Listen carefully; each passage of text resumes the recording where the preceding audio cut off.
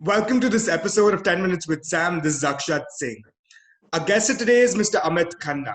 Mr. Khanna is a legendary filmmaker. He has won the National Film Award 3 times. He's a renowned director, producer, lyricist, poet, writer. Um, the man has donned several hats in the film industry. We're glad to have you on the show, sir. Thank you. It's my pleasure. Sir, the format of the show is fairly simple. We have 10 minutes and we'll try covering as much ground as possible in these 10 minutes. So without wasting much time, let me get to the first question. Sir, as I said, you've worked in the film industry for several decades. You've donned several hats during your time in the film industry.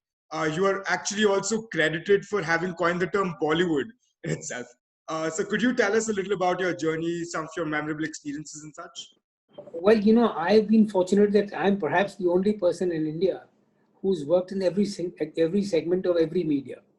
So I started off as a writer and started as a journalist, switched to television, radio, stage, and then at a very young age, when I was in college, I got involved with cinema.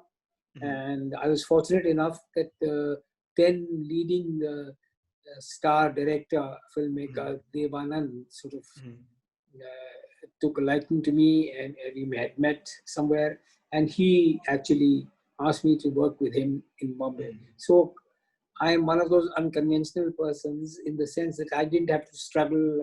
I just went straight to the firm offer with the #1 star director in the country. And I've been there now I've completed 50 years. So I've been a writer, a director, a filmmaker, producer. I've edited newspapers and magazines. I've done television. And I was also, of course, I've been a lyric writer. I've written 400 songs, scripted some award-winning films. But I've also been involved with the business of cinema. So very early, I turned a producer. In Navketan also, I've worn 2 hats. One, that of a creative person, and the other as the business head. So that gave me a chance to look at both the sides of the picture. At a very young age, I became a part of the Producers Guild, which had very illustrious people, like Shanta Ramji, Raj Kapoor, and B.R. Chopra and G.P. Sippy, etc. So I got involved and began to understand the workings of the film industry, both behind the scene and the business. I used to write regularly about media, and in one of my columns, it was just actually the credit goes to a fellow, a colleague, and a senior journalist, Bunny Rubin, who was an active journalist in those days, specializing on cinema. He started a column called Follywood, which is a take on Hollywood. But he used to write about the fads and foibles of the Mumbai film industry in a newspaper which is published from Calcutta called Cine Advance. Okay. So I found that pun interesting. So in one of my columns, I mentioned the word Bollywood, and then it got repeated. And then some of the then gossip magazines picked it up, and that's how it became current. Let me clarify that Bollywood actually was supposed to represent, and at least that was my intention, only the popular film industry in Bombay, not Indian cinema. People confuse that. Unfortunately, it becomes such a big brand that there's an overlap. That is very fascinating, sir. So, I mean, since you've had several decades of experience in the industry, you've literally seen the industry evolve through multiple phases. One of the most recent developments in the film industry and the media and entertainment space is the entry of online streaming platforms.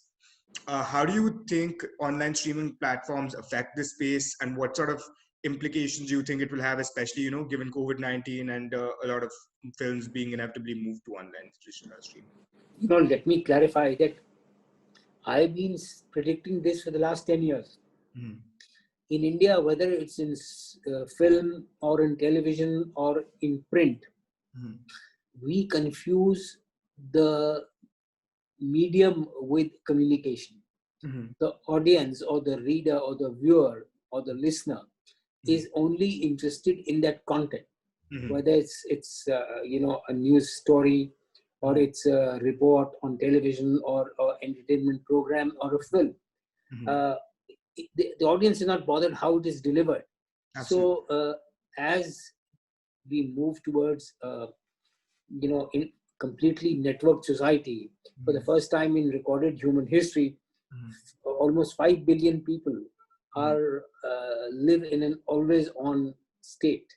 Mhm. So the immediacy and the convenience of different media Mhm. has become more democratized through digital means. So I see this the present situation only as an indicative trend of how this is going to pan out in the next 10 years. Absolutely. And I mean, this was something that we had seen coming.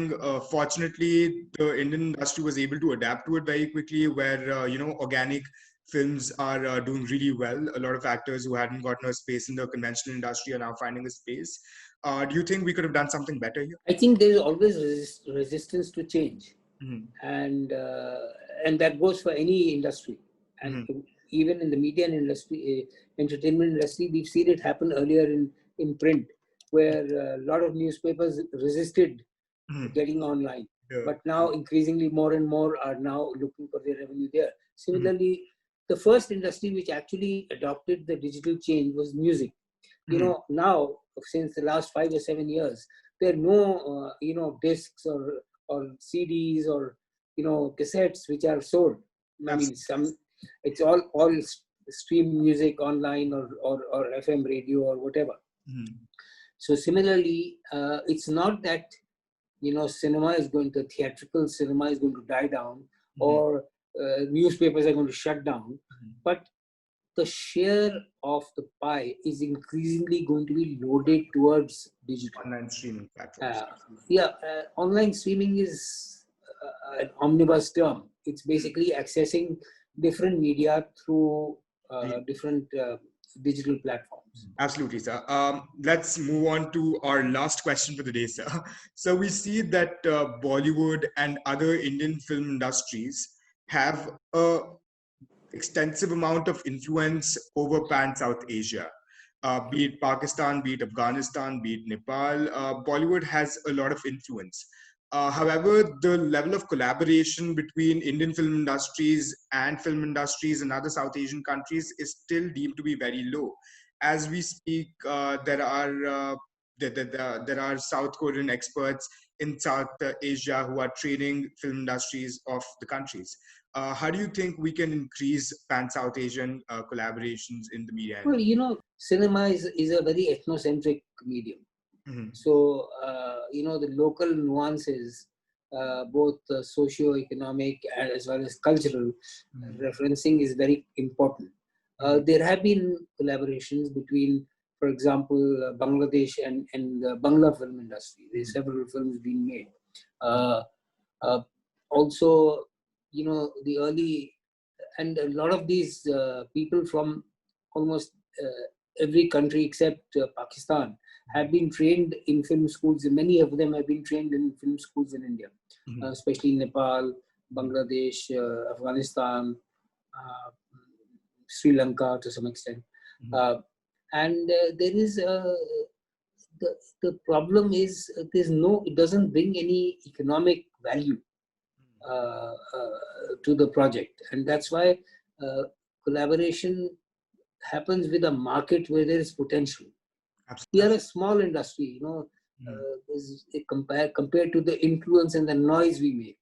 Mhm. So I don't see large potential in south-south cooperation, as we say. Mhm. Absolutely, sir. And realizing the sort of business niche, value between collaborations would be essential for them to survive in that sense. Yeah, I mean, it must add value to it. Absolutely. Absolutely, sir.